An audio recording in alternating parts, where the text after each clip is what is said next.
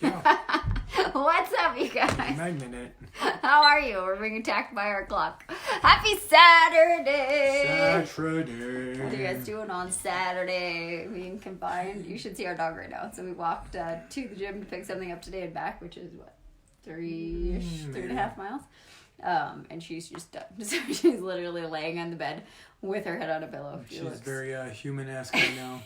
She looks very princess-like. Alright guys, let's jump into this. Hi Lisa, give us a hello when you guys jump on. So if you have nourishment questions, drop them in the section right now. Yes, Nourishment if you diet. have one question that you would like to be answered, it's the one question you have all nutrition stuff that you can throw out there. What's one question you would like to know? Or 10. Or, yeah. Let's start with one. But we got some questions in our DMs, so we're going to address those. Hi Jamie, hi Nate. Hi Bing. Alright guys, so we're going to jump into this. Our clock says we've already been on here for 9 minutes. That's way wrong. Time flies when you're having fun. We're already way over. Alright, let's start with the first question. Came from David. It said, how much should I eat?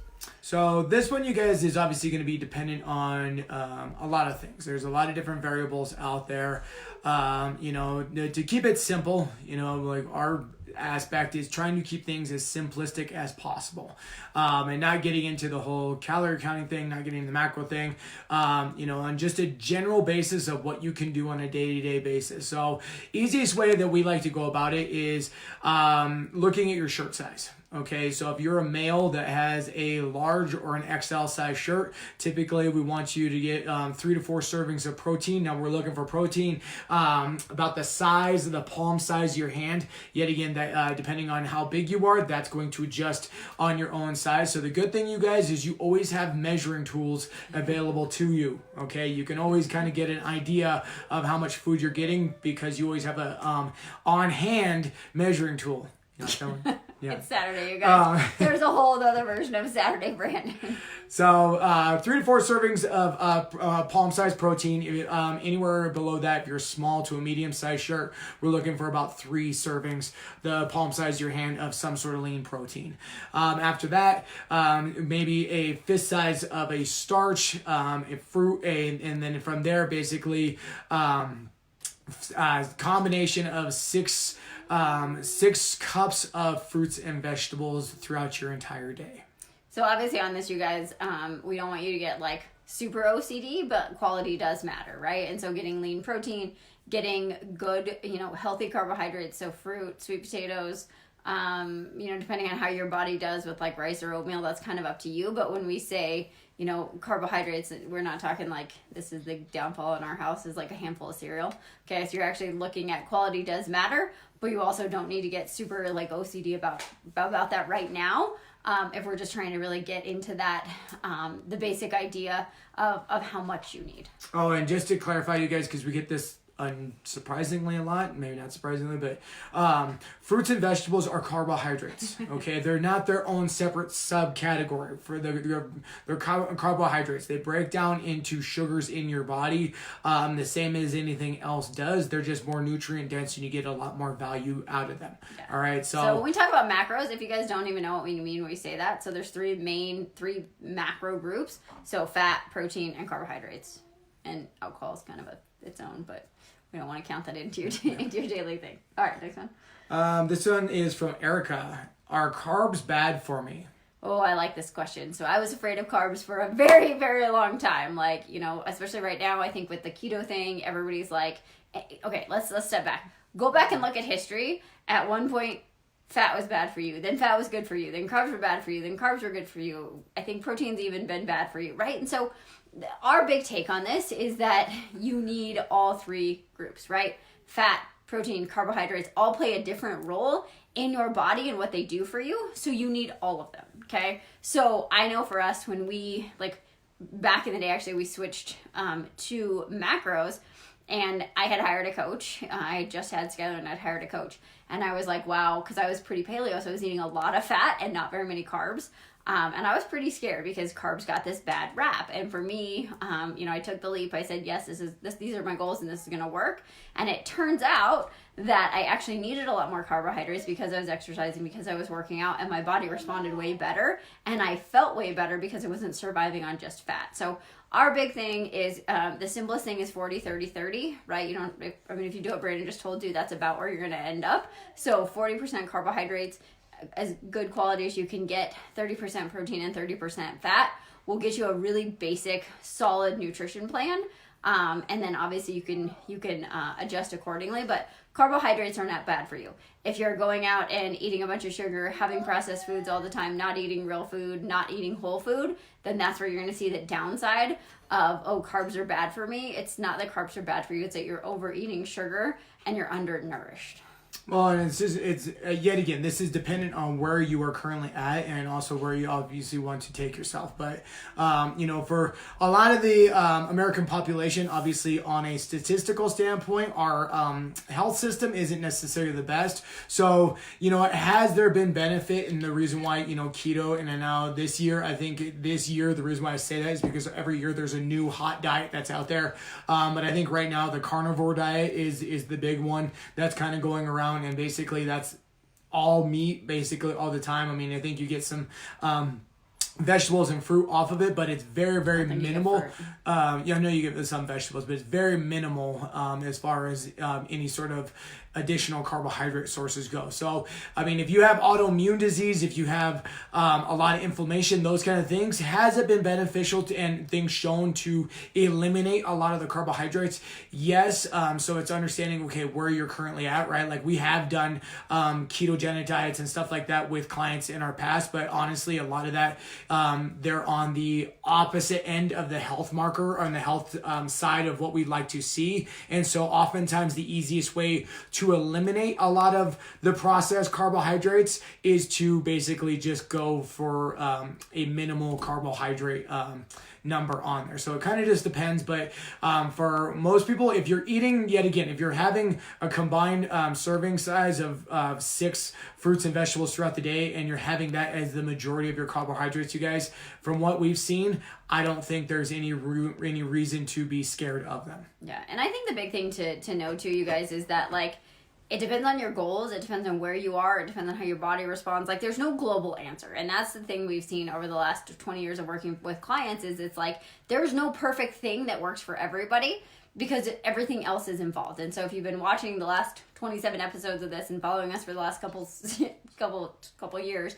you know that we're very much more holistic. Like, how does it work in your life? How does it work in your body? Like, does it work with your schedule? But so just know, like, if you guys have questions, you're like, hey, this is where I'm at. These are my goals. Can you give me some guidelines? We're totally happy to do that for you. But there is no like global answer of like, this is good, this is bad, like this is what everyone should have to do. Well, and for us, you guys, I think we've done this long enough to understand that most when people start, in our opinion, when people start talking about specific diets or specific methodologies, talking about macros, talking about those things, oftentimes it's a ploy to sell you a certain methodology, right? And so oftentimes, and the reason why we've done this for so long and kind of tested and dabbled in different things and had so many of our clients do different aspects is so that we can understand it's great to hit our goals, but is it sustainable? Okay. Ultimately, we want every client, every person we work with to be able to far succeed past the goals that they want to accomplish, but also have it be sustainable and realistic for their life, right? Because most times, like, well, are carbs bad for me? Well, okay. Yet again, if you come from a Mexican heritage, right? We've seen that one with thousands of clients. If you come from a Mexican heritage and I tell you, you have to go keto and basically your way of meeting your need in a cultural aspect of meeting connection and love in your family is having tostadas and all the other stuff that kind of go into that culture. You may do it for a short amount of time, but it's not going to be sustainable because you're going to have conflictions with that. So our goal with this is being able to teach and implement a system that you can still have your normalcy aspect of your life, but have it be sustainable, that you can create long-lasting success and happiness at the same time. Good. All right. Number 3 comes from Luis. Noise versus chatter. So that was a simple way. So a lot of us, I think, a lot of times in our head, we, like our brain, and we see this right now with a lot of people being at home. It's like, oh, I want to go grab some popcorn. Oh, I want to do this. Oh, I want to do that. Like, I want to go to the cupboard. Whatever. And so what his question was like, I find myself listening to this chatter in my brain of like telling me to go eat something or wanting me to eat something that I know I don't really want, and like, where does that come from, right? And so I think what's interesting with this, you guys, is that there's usually a lot of chatter in our brain and in general, right? Like, our brain is like going and it's problem solving and it's scared and it's feared and it, like, in all parts of our life, right? Not just nutrition. So my big thing with that, you guys, is that we need to actually create a connection to our physical body. Because then we can start to understand, like, is this emotional hunger? Is this physical hunger? Like, where is this chatter from my brain coming from? And the answers are in your body, right? Like, your body can tell you when you're really hungry, right? And so, like, are you eating because you're bored? Where is that noise coming from? So yet again, when we talk about being able to get into connection with your body and actually understand, like, what is physical hunger? Like, what do I feel like when I do certain things? I think that's the biggest thing to kind of eliminate the noise and know that you can take a second. We talked about this the other day, right? Like, stop, take some deep breaths, do some sun salutations, like, do something that allows you to get into your physical body, because the chatter's coming from your brain, which isn't usually in alignment with what you need, right? So it's creating a relationship and going, okay, am I actually hungry, or what's really going on here? Sure. All right, next one. I'll ask you. You can answer this one. So, question is, what's the deal with intermittent fasting? Should I be doing it? Is it good? Is it bad? So with this, you guys, intermittent fasting essentially is you have a feeding window. Okay, so you have a feeding window, and it can vary depending on the fast and what you're shooting for, all right? But essentially you have a feeding window throughout your day, and then it cuts you off at a certain time, and then you restart it the next day. Now, I'll let Court kind of dive into that because she's tested out a lot more intermittent fasting than I have. But essentially on this, you guys, a lot of the studies and stuff that I've read and the benefits on there is, first off, it gives you a little bit more sense of awareness of as far as when to eat. But ultimately, you guys, it's very beneficial for immune function because oftentimes when people get examined and stuff like that, we have a lot of buildup within our gut, right? Like, a lot of us actually are walking around with like poundage of fecal matter and stuff like that. I know it's an awesome topic, but inside of our that's undigested in our large intestine and in our colon. And so when we intermittent fast, it actually allows our body to actually break down, use all the nutrients, absorb all those things, and actually get the system actually working and flowing. Because if you're eating, you can eat all organic, all these things, but if your system just constantly on, it's kind of like if you were sitting in your driveway and just had your foot on the gas pedal and it was just revving all day long, right? Like, that's kind of the way the system goes. If you're just constantly having stuff going in the system, it's just the RPMs are constantly revving. And so intermittent fasting allows those RPMs to drop down, so it allows the system to actually digest, absorb, and do its job that it's supposed to do throughout the day. Yeah. So for me, like Brandon said, I've gone on and off with intermittent fasting. Some of the reasons I did it was that for me also, I tend to, and I think this was years of like disordered eating. I tend to not eat enough food in the morning, and then by the end of the day, I realize I'm starving, and then I end up eating not like things that are the best for me. So when I was doing intermittent fasting, I was only doing 12 to 14 hours. I don't honestly think you should do more than 14 hours. I just feel like that doesn't make logical sense for most people, but some people like actually only eat for 5 hours. So for me, it was nice because I would set my window to stop eating at like 6 o'clock, because I get up at like 3:30, so I go to bed at 8. So 6 p.m. was a pretty good time for me.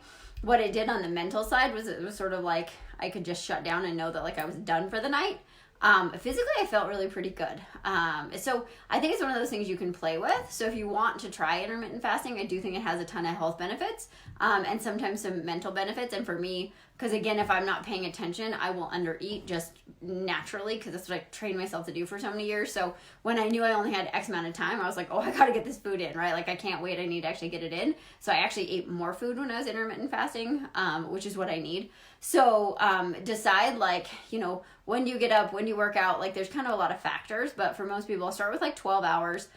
Even try it a couple days a week. It's not bad. I don't want you to get into those rules of like, this is when I stop. Oh my God, it was 7:01 and I ate, right? And like kind of play with it and see how you feel. It really is good for digestion and that kind of stuff. And if you happen to be a person that that grazes at night, sometimes it's just a good way to be like, okay, kitchen's closed, I'm done, right? Like not in a negative way, but you just allow yourself that space, and then see how you feel. Again, we are always of the opinion that like you get to be your own science project, you get to try things, but you need to try it for like a month, right? It's not try it for a couple days, it's not do it for a week. Like you need to actually give it a go and then pay attention to how do you actually feel, right? Not did you lose weight, not whatever, but how do you actually feel? And is that serving you, right? And so like right now I'm not intermittent fasting because I'm going back to, well, what is it like if I work out at 6:30?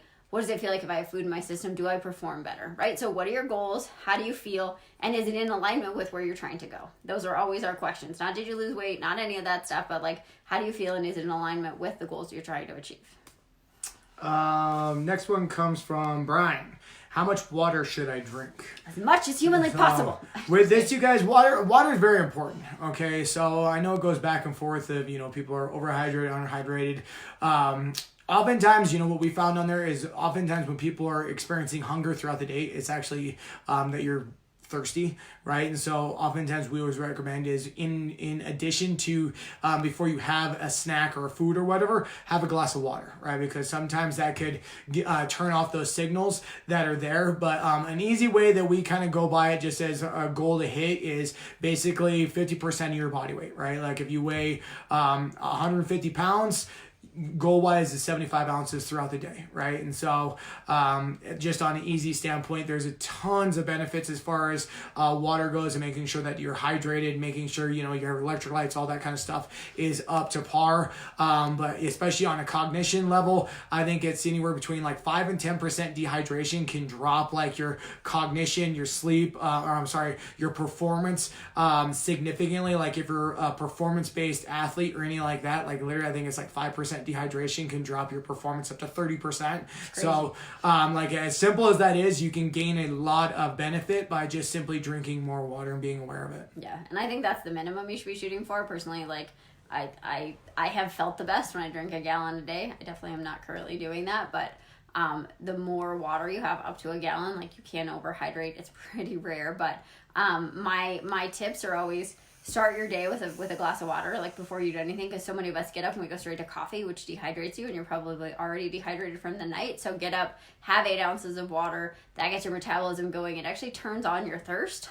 Again, your body's really smart. Like if you stop drinking, you stop eating, your body's like, oh, we're in starvation mode, and we start to like actually lose the cues to be thirsty, right? So have a glass of water first thing. And then I know back in the day when I was trying to get in this habit, I would set goals. And like for me, I'm kind of a slammer. Like I'm just like, okay, drink that later right now. But I know that doesn't work for everybody, but like set goals, right? I need to have my first liter in, or my first whatever it is, by 10 o'clock, right? Give yourself some things that you want to strive for. And yet again, like I try to stop drinking water a couple hours before I go to bed, because if we're worried about sleep, we know sleep is important. You don't want to be getting up to go to the bathroom a million times in the night, right? And then just, again, keep a journal. How do you feel when you have more water? If you're thirsty, probably means you're dehydrated. Have a bottle of water with you all the time. That makes it super simple.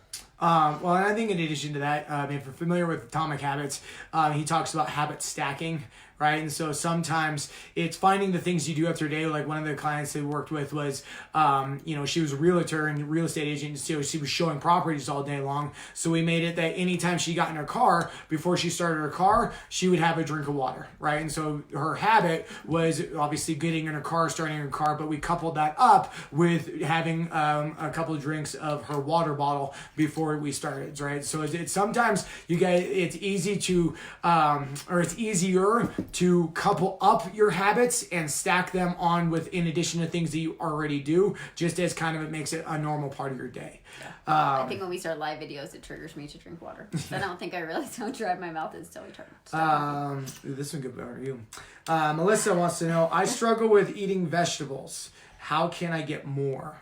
Melissa, this is my struggle as well for the solid last 20 years. All right, so if you struggle to eat vegetables, what Brayden started the day with, of having that goal of 6 cups of fruits or vegetables, My go-to is find vegetables you like. If you're trying to eat vegetables that you dislike, you're just not going to do it, right? And so if you're trying to create a habit, find the things that you enjoy. So like every day, like I'm cucumbers and tomatoes. That's my go-to. I eat a ton of cucumbers and tomatoes, but have them at the first part of your meal, right? Because if you save them till the end and you're like, well, I eat all the stuff I really want to eat or like to eat or whatever, because I know I do this. I could eat protein all day long, and then I'm like, I'm full. I'm probably not going to eat those. So now I start my meal with that. So start with that goal of 6 cups, right? Or just start with like adding a serving to every meal, right? Find things that you like, make them easily accessible. I know for me, like cucumbers are my jam, and I like them peeled, so I peel all of them at the beginning of the week. Same thing, no matter what you like, whether if you're doing raw vegetables, like cut your cauliflower, have your broccoli cut up, have your carrots where you can eat them. Like have the stuff ready so that when you go to reach for something and you want to eat, it's simpler. What else? Juice. Can I say that? Do it. I love green juice, right? And so for me, So let's make that not juicing.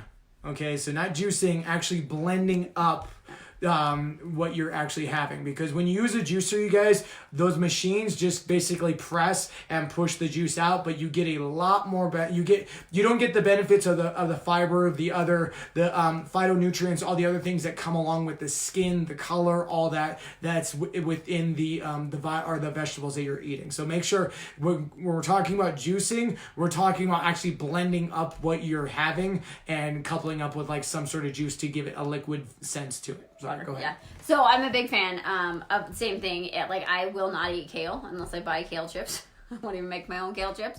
But I know kale is really, really good for me, and I know I feel better when I have it. So I have a green juice recipe, and I can post this for you guys. But I do kale. So I do all the things I can find that are anti-inflammatory that I like the flavor, and I try to stay away from putting fruit in it because to me, like I should be chewing those things. That's just my opinion. So I do tomatoes, cucumber, celery, spinach, kale, turmeric, ginger, apple cider vinegar, water. Did you say cucumber? Cucumber, yeah. So that's kind of my main go-to one, but it's actually really, really, and lemon juice. It's actually really refreshing. So if you're struggling, hit me up. We can give you guys some recipes, but try juicing or try drinking it. Because I found for me that actually helps a ton to get more in my system. So when I started, I'd be like, okay, I have to have 8 ounces of this with every meal. And now I actually really crave it. It's become one of my favorite things to drink. So try that as well. And then look up different recipes. Like if you're bored with the same, 5 things you try to eat and you don't like the way they're cooked, look at some recipes on different ways that you can roast them, you can, steam them. Like what can you do with them and how can you put them in recipes as well? We try to hide them for our kids. So like our kids actually think spaghetti squash is spaghetti because they don't eat pasta. So they don't know that spaghetti squash is actually a vegetable. So get creative, find some different recipes out there. Spaghetti squash is definitely one of our go-tos because to me, like all pasta is for is to be a vehicle for sauce. I like tomatoes and tomato sauce. So for me, it didn't matter when we switched from spaghetti to spaghetti squash. I think with that also, you guys, is kind of, if you saw our building a habits talk a while back, is start your meal off. Start with the thing that you tend to maybe struggle with. I don't think you said it. I did. Did you? But eat that the first thing. You did say that? I did say that. I said literally. Oh, maybe I was thinking about it. Okay. 2 great minds think alike. Good. I love it. Or Brandon was totally zoned out thinking about something else while I was reading the next question. All right, next question is, what about supplements? This is from Jonathan. So, supplements, you guys are always a hot topic, right? Like, it's a billion-dollar corporate, trillion-dollar corporation. Supplements are always the easy question that we always get of like, well, what supplements should I be having, right? Like, especially when we work with younger athletes, like, well, should I go out to GNC or go hit up my local vitamin shop and just like get hoard every supplement we can, right? And so our big stance is supplementation should be exactly that, to a sound, well-rounded, nourishing plan.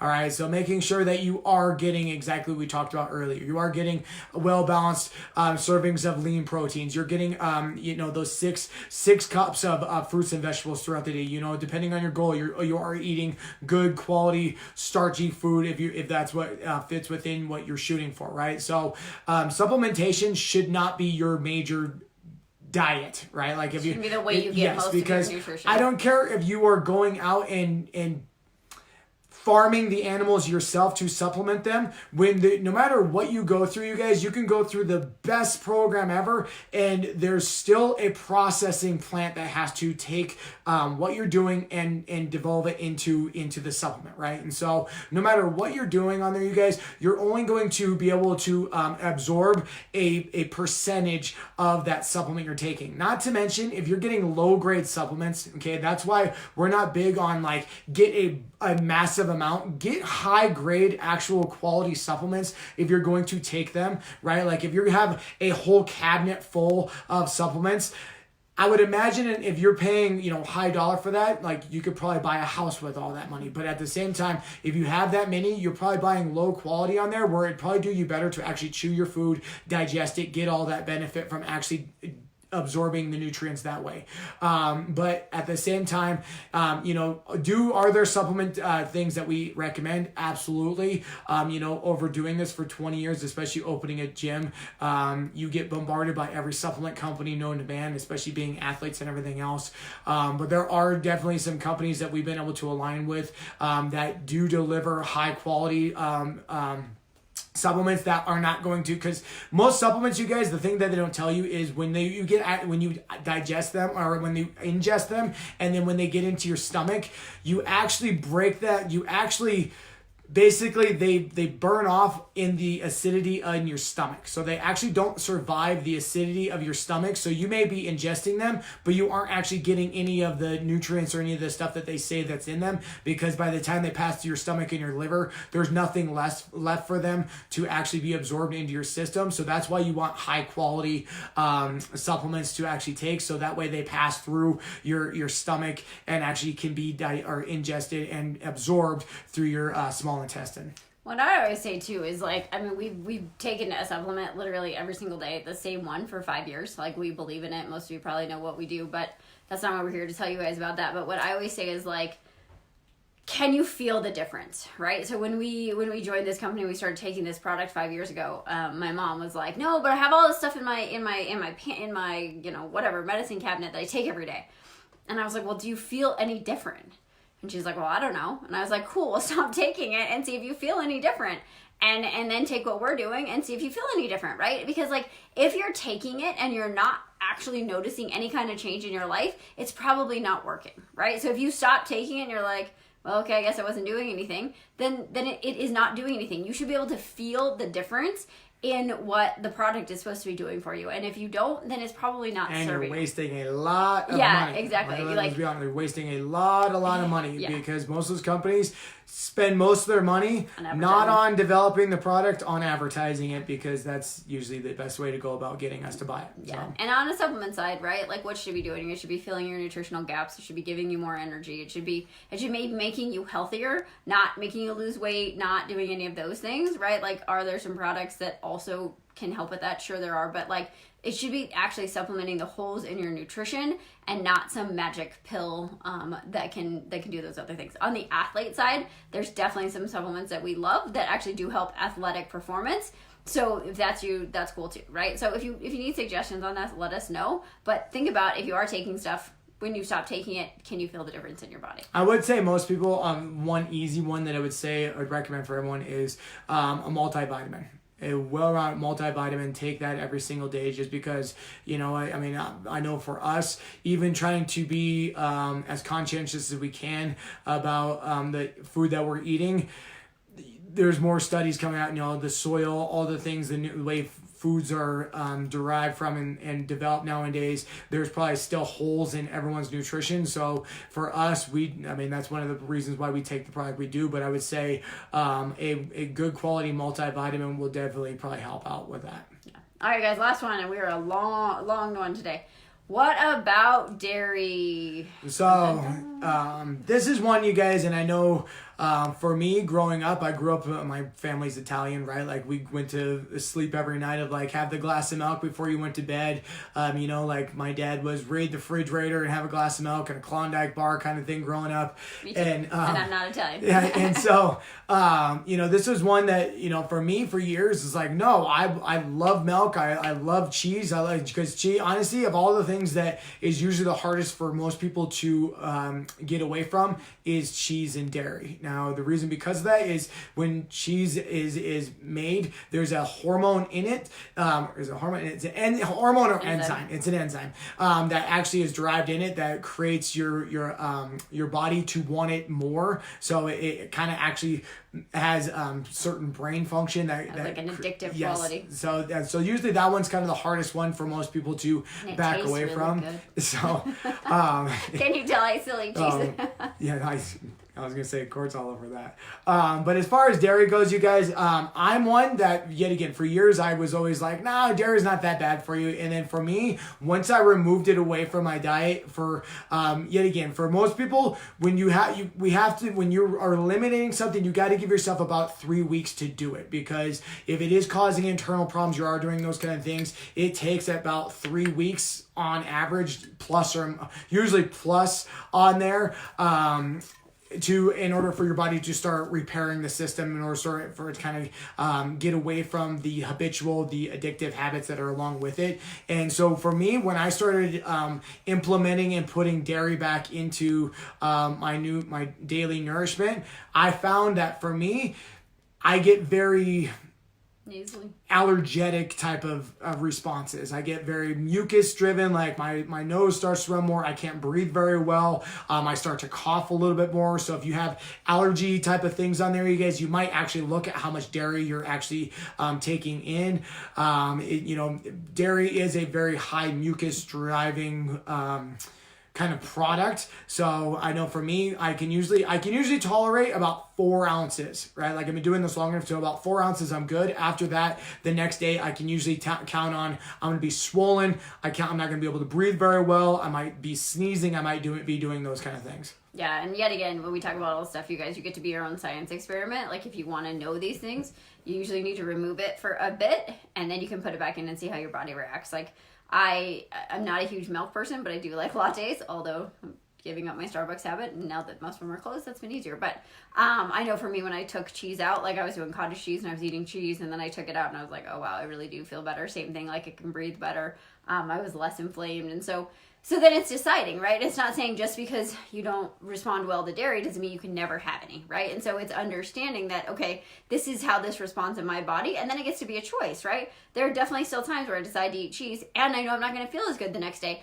and that's okay, right? But it's not a wondering, like, oh, I wonder why I feel like this, right? Because you can create data points in your life, and then you get to make decisions based on that data, right? And so if you listen to what we talk about, it's like going internal, understanding how your body works physically, understanding how your emotions work, like understanding all of that, because once you have that knowledge, then you can take action from that place, and then life just becomes easy because you actually understand what's going on, and it's not like, well, I don't know why I feel like this, right? And so what we always want to help you guys do is, how do you collect data on yourself, and how do you find the answers? Like, we don't have the answers for you. We have really good questions to get you to come to those answers, but like, how do you take a strategic approach to seeing how this stuff works in your body and answering these questions for yourself? Well, and I think to just kind of end on that, I think Courtney talked about cottage cheese. Like if you've ever been an avid exerciser, you probably have been recommended to eat cottage cheese, right? Like that's always typically the standby of like, well, it's low calorie, eat these and then go to cottage cheese, right? Well, for some people, yet again, a good portion of the population is lactose intolerant, right? And so usually when you digest lactose, usually that's causing inflammation in the gut, that causes gas, that causes bloating, that causes all kinds of other digestive functions that aren't going to go on there. And usually another good indication, despite the prettiness of the topic, is what does your number 2 look like, right? Like when your number 2 is not, when it's looking more like water as opposed to kind of a solid substance on there, that's usually an indication of what's happening internally inside the system. And so for most, and the reason why I bring up the cottage cheese as a good example is because for me, it's a good example of like, well, you can eat a low calorie food that will serve your waistline and get you abs and everything else, but it might actually be causing you more turmoil internally and be causing more internal damage as far as internal inflammation, brain fog, all the other things that we've been talking about throughout the week, despite not having very much calorie damage as far as what the product could do. Yeah, and I think with dairy too, I mean, the cool thing is like if you still need milk in your coffee or whatever, like there's so many good alternatives. There's almond milk, there's cashew milk, there's There's oat milk, which I still don't know what I think about yet. But like there's alternatives to that. So sometimes it's easier to sort of, instead of like just going cold turkey and taking it out, but seeing if you can actually replace it with something that might serve your goals a little bit better. So we are really long today, but we love your guys' questions.